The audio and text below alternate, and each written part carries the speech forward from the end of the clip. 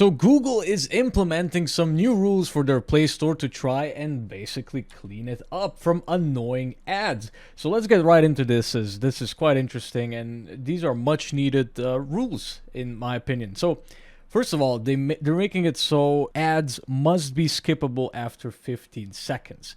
And also they need to be easily skippable. Now, I'm sure we've all used an app at some point, maybe it's plenty of years ago, maybe it's quite recently, that had these, long annoying ads. Well, now they can be max 15 seconds in length, and you're no longer allowed to do sneaky stuff like having that really tiny little X icon for skipping out of the ad that you can barely press, and you can very easily misclick and just go to whatever the ad is advertising. So apparently that is going to be stricter now, and that would be great. The little annoying X's are just, I hate them.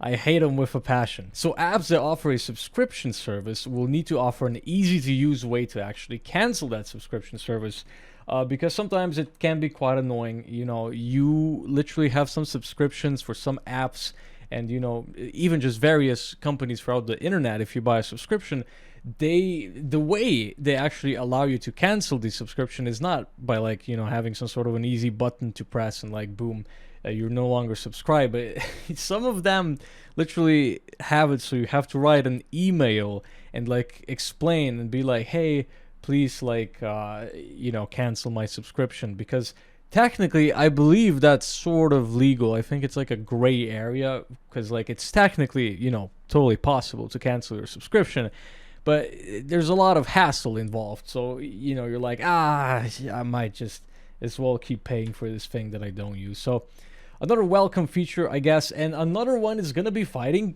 crypto apps specifically, and other impersonating apps as well. So here's an example. So if you take this atomic robot thing, and let's say this is an online web game on PC or something, well, a developer could kind of, shadily just make an app and sort of, change the artwork just a little bit, but, the app would basically seem, it's at least associated with the original game, whereas, it would not be associated with that at all, as well as you could have some cryptocurrency, and somebody could very slightly modify the logo, literally just change the background color, call it something else, and obviously this is problematic, because you might think that you're buying fish coins because you want to buy fish coins for some reason, but instead you'd be buying goldy coins, which